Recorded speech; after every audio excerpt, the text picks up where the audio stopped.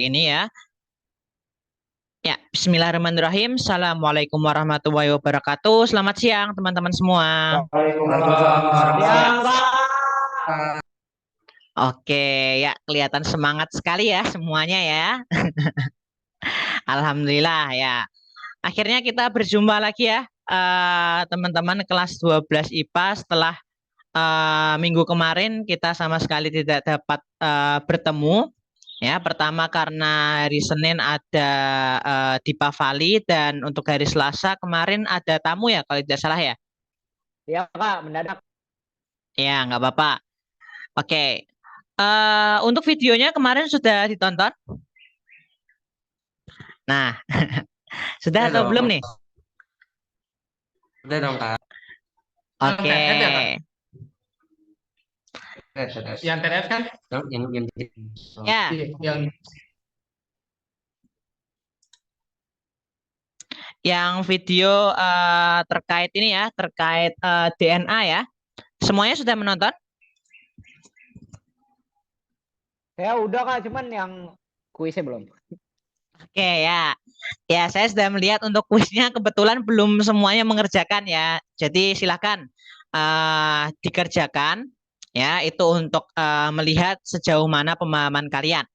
Karena video kemarin itu adalah bentuk singkat ya, video singkat mengenai rangkuman dari apa yang akan kita pelajari selanjutnya, yaitu seputar DNA dan RNA.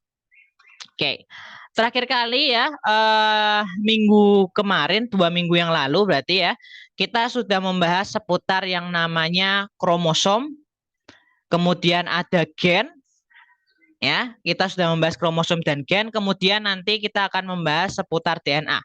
Masih ingat untuk urutan dari yang terbesar ke yang terkecil, mulai kromosom, gen, dan DNA itu yang mana terlebih dahulu? Dari yang terbesar ke Kromosom, yang terkecil. kromosom, DNA, gen. Oke, yang lain ada pendapat lain? Enggak sama enggak. Kak.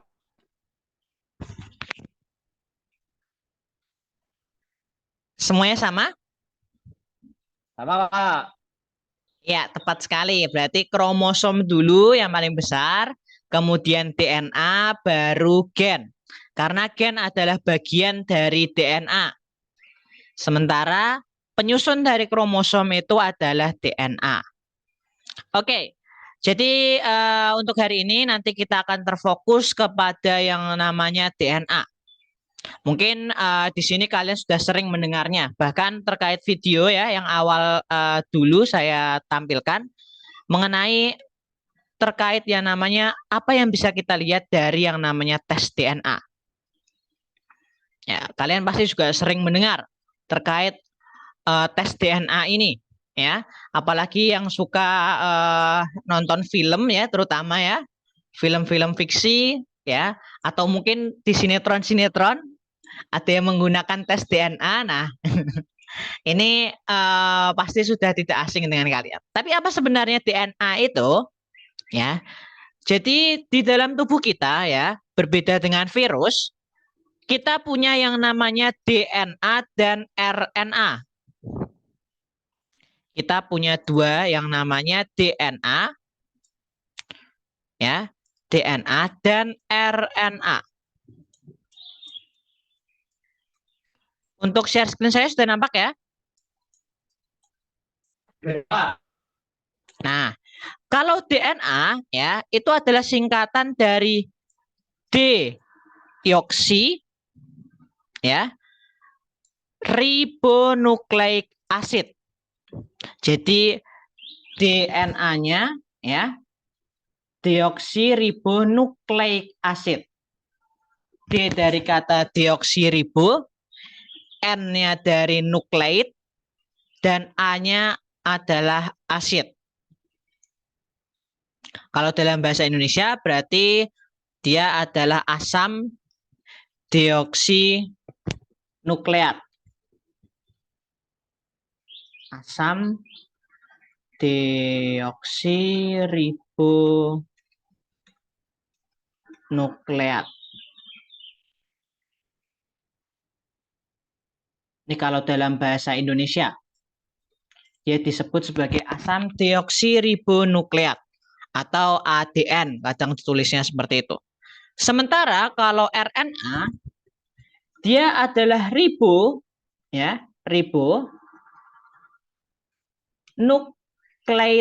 acid, atau bisa disebut juga sebagai asam ribonukleat.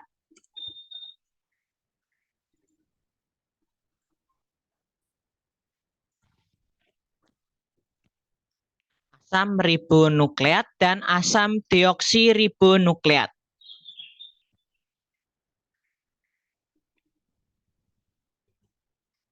Kira-kira dari namanya saja, perbedaannya di mana antara DNA dan RNA ini?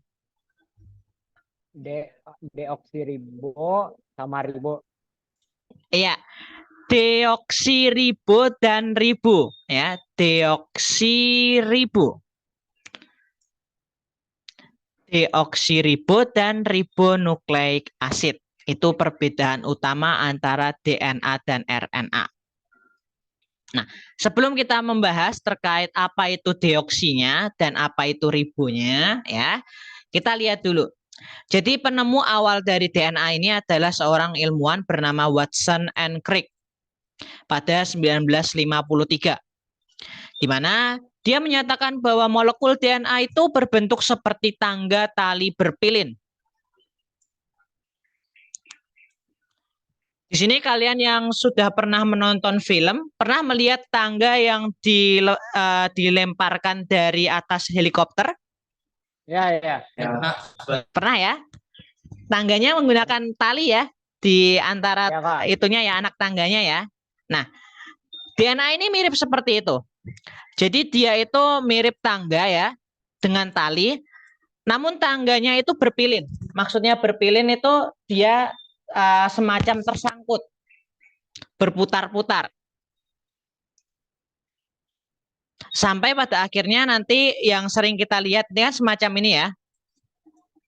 Nah, ada semacam ini. Semacam gambar ini. Yang dimaksud berpilin itu ada di sini. Daerah yang saya tunjuk dengan anak panah ini. Ini yang maksudnya berpilin. Jadi tangga tali berpilin. Atau sering juga disebut sebagai double helix.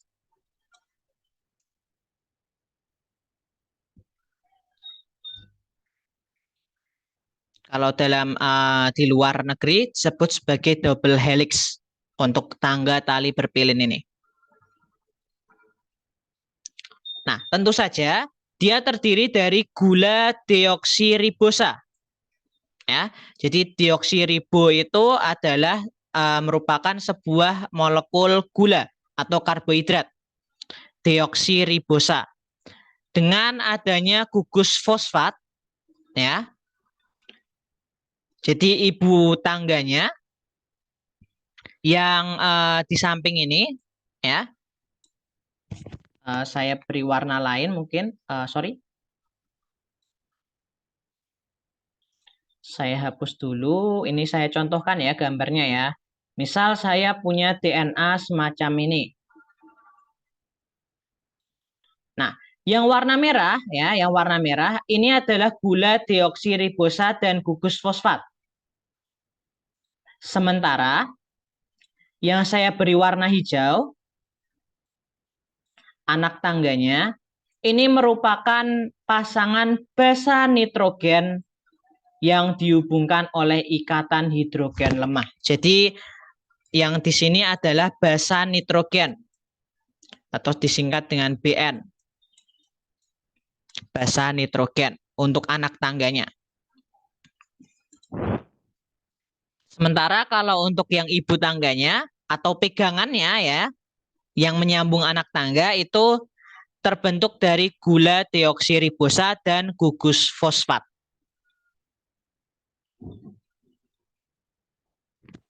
Oke, silakan boleh dicatat dulu.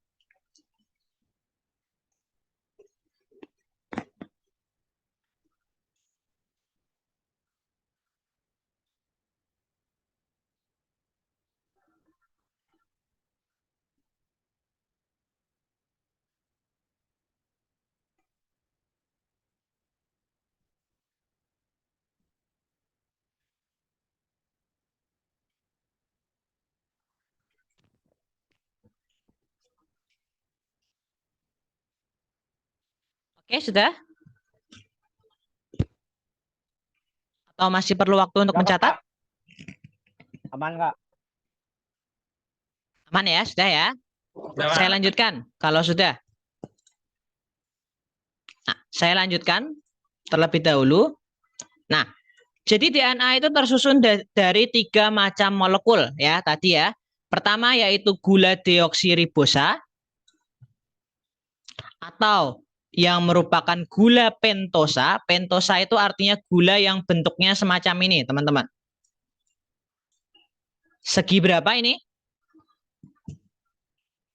5. Ya, segi 5 ya. Jadi gula segi 5 itu adalah penyusun dari DNA. Gula deoksiribosa adalah gula pentosa atau gula segi 5. Nah, kemudian dia juga tersusun dari gugus fosfat untuk ibu tangganya. Sementara untuk anak tangganya yang tadi, dia tersusun dari basa nitrogen. Yang mana untuk DNA itu hanya ada 4 jenis. Pertama untuk purin, itu punya basa nitrogen yang disebut sebagai adenin dan guanin. Sering disingkat sebagai A dan G. Sebut saja A dan G. Adenin dan guanin. Sementara yang pirimidin ya, ini punya 2 juga, yaitu sitosin, sering disingkat menjadi S atau C, karena tulisannya sebenarnya kalau di Inggris itu seperti ini ya, sitosin ya, menggunakan C. Sementara kalau di Indonesia, bahasa Indonesia menggunakan S. Dan timin. Nah, ada satu ini ya teman-teman ya, ada satu kemudahan bagi kalian dalam mengetahui pasangan pasangan basa nitrogen, di mana A itu akan selalu berpasangan dengan T.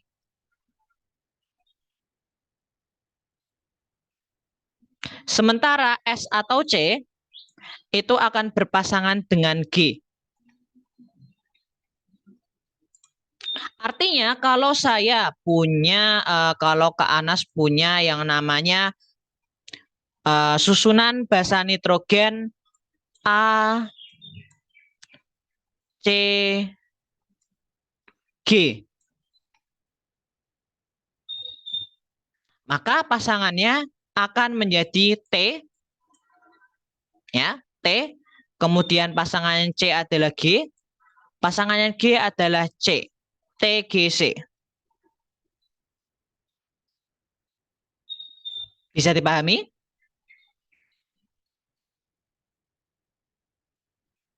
Oke, coba kita tes pemahaman kalian. Kalau saya punya yang namanya pasangan nitrogen, misalkan TGA. TGA. Kira-kira dari kiri ke kanan pasangannya dimulai dari apa dulu?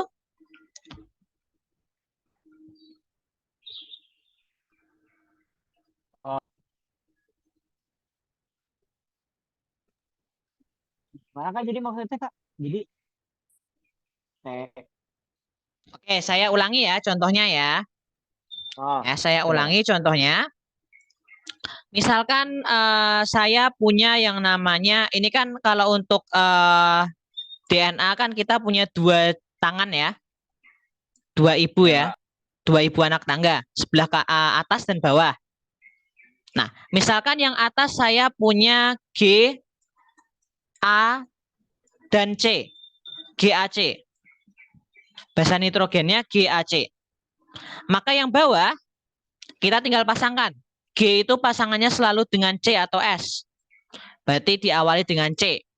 Kemudian A pasangannya selalu dengan T. Dan C pasangannya dengan G. Oh. Jadi Oke, oke, oke. CTG.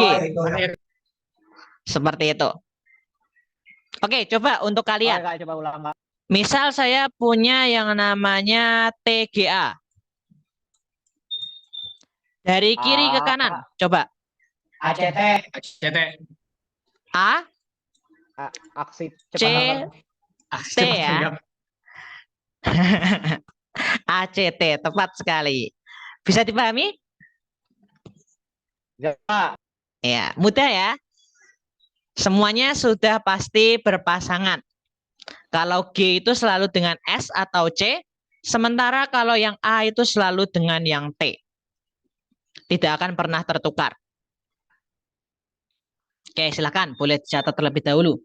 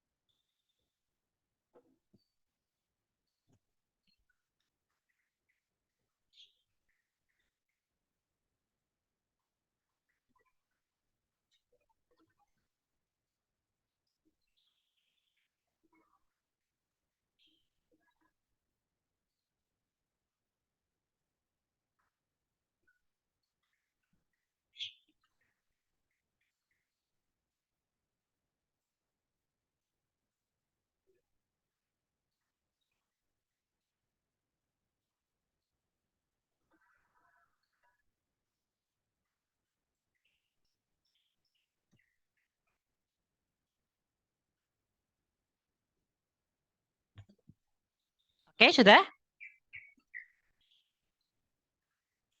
Udah, Kak, udah, Kak. Ya, kita lanjutkan ya. Kalau sudah, saya izin hapus. Nah, jadi DNA ini memang merupakan yang namanya polinukleotida. Artinya dia itu punya berbagai macam nukleotida. Nukleotidanya kan tadi dihubungkan antara satu nitrogen, basa nitrogen dengan basa nitrogen lainnya. Ini satu nukleotida terdiri dari nukleosida dan fosfat. Dan kemudian satu nukleosida ini terdiri dari satu gula pentosa dan satu basa nitrogen. Nah, ini contohnya, gambarannya. Jadi aslinya DNA ini seperti ini. Di sini ada gula segi 5, ya, gula deoksiribosa, gula segi 5 yang berikatan dengan salah satu basa nitrogen. Nah, satu nukleotida ini digambarkan sebanyak ini. Jadi ada satu fosfat, satu gula deoksiribosa, dan satu satu basa nitrogen. Dalam hal ini dia membawa guanin. Kemudian di sini ada satu lagi yang membawa sitosin. Kemudian satu lagi membawa adenin. Yang ini membawa timin. Sini membawa sitosin. Sini membawa guanin. Seperti itu. Jadi kalau dihitung, di sini ada 6 nukleotida.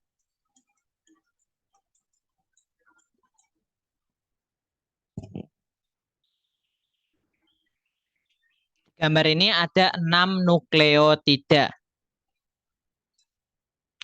Nah, ini yang kemarin sebenarnya ditanyakan oleh Miki ya, sempat ditanyakan oleh Miki. Kak, kalau DNA saya pernah dengar kalau gen itu ada huruf-hurufnya, ada kode-kodenya. Maksudnya apa sih? Nah, maksud dari kode-kode tersebut adalah basa nitrogen apa ya yang menyusun DNA tersebut. Misalkan tadi ada TGA, ya, ada TGA. Berarti yang menyusun adalah timin, guanin, dan adenin. Pasangannya nanti akan A, C, dan T. Atau A, S, dan T. Seperti itu kira-kira. Bisa dipahami? Ya, Kak. Jelas ya? Oke, ya. Saya lanjutkan dulu. Ini nanti dulu. Nah, saya akan memperlihatkan perbedaannya dengan yang namanya RNA. Kita lompat dulu ke perbedaan DNA dengan RNA.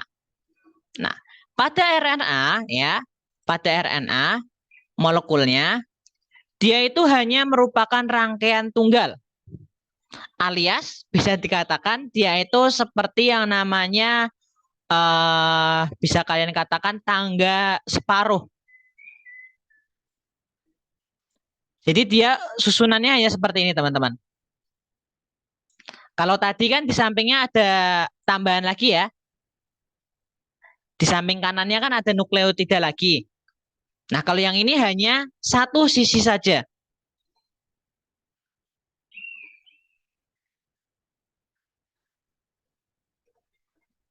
Hanya ada satu sisi. Makanya dia disebut sebagai bentuk helix.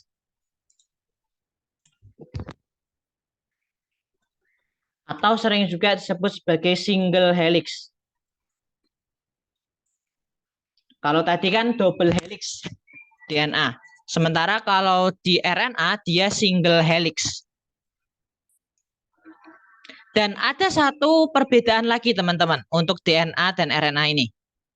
Yang mana? Kalian ingat tadi untuk basa purin kan ada adenin dan guanin. Sementara kalau di DNA, pirimidinnya itu sitosin dan timin. Nah, kalau RNA dia adalah urasil. Sehingga A akan selalu berpasangan dengan U. Sementara G akan tetap berpasangan dengan S atau C. Jadi kalau di RNA, saya tuliskan misalkan A, G, C. Maka pasangannya apa, teman-teman? Kalau RNA, UC, U, C, G ya, U, C, G. Nah, perbedaannya hanya di situ saja untuk RNA dan DNA.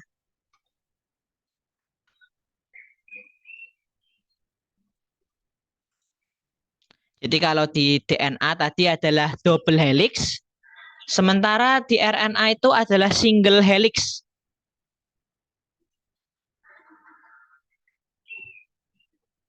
Kalau untuk RNA dia menggunakan urasil, sementara kalau di DNA dia menggunakan yang namanya timin. Oke, silakan kalian catat terlebih dahulu.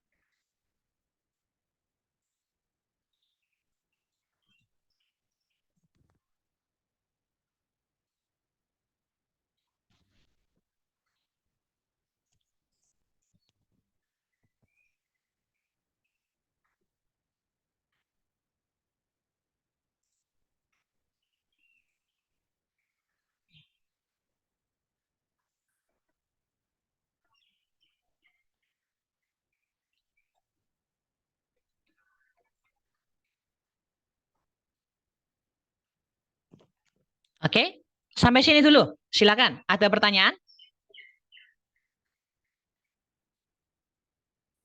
Aman saya, Kak. Oke. Bisa dipahami ya sampai saat ini ya? Ya, Kak. Oke ya. Nah, pertanyaannya sekarang, Kak Anas, kenapa DNA dan RNA punya kode? Ada A, ada G, ada S, ada U, ada T. Buat apa sih kode-kode tersebut? Ya. Nah, jadi kode tersebut itu akan digunakan dalam hal yang disebut sebagai sintesis protein. Jadi dalam sel ya, kalian pernah dengar bahwa ribosom itu berfungsi melakukan yang namanya sintesis protein? Pada materi kelas 11 ya itu ya, terkait sel. Nah, sintesis protein itu sebenarnya menggunakan informasi dari DNA. Nanti ya, penyusunan protein tersebut akan didapatkan dari kombinasi dari basa nitrogen yang biasanya itu kombinasinya 3-3. Contohnya tadi TGA. Kemudian bisa jadi membuat kelompok lagi mungkin GAC. GAC. Kemudian bisa juga TAC. Dan masih banyak lagi nanti. Nah. Oke, itu dulu mungkin yang bisa saya sampaikan. Ya, mungkin sebelum saya tutup, ya. Jadi setelah mempelajari DNA, mempelajari materi ini yang saya sampaikan ini, kira-kira kalian bisa memahami terkait MEMS ini, ya. Jadi kalau kalian ditanya bagaimana cara memvisualisasikan DNA dan RNA, ya, kira-kira semacam ini teman-teman. DNA itu double helix, sementara untuk RNA itu single helix. Ya. Oke ya, bisa dipahami ya teman-teman ya. Oke, sebelum saya tutup mungkin ada pertanyaan? Ya, Kak. Aman. Oke ya, mungkin kalau sudah dirasa aman, ya kita sudahi dulu untuk pertemuan kita pada siang hari ini. Untuk pertemuan selanjutnya nanti kita akan lanjutkan ke yang namanya sintesis protein dan juga replikasi DNA. Oke, kita tutup dengan berdoa bersama-sama. Saya pimpin. Berdoa menurut agama dan kepercayaan masing-masing. Berdoa dimulai.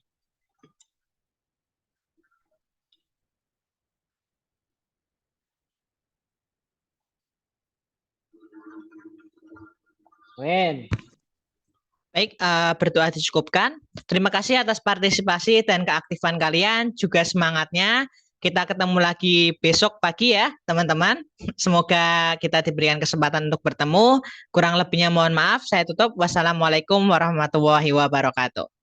Waalaikumsalam warahmatullahi wabarakatuh. Terima kasih, Kak. Oke. Terima kasih, Kak.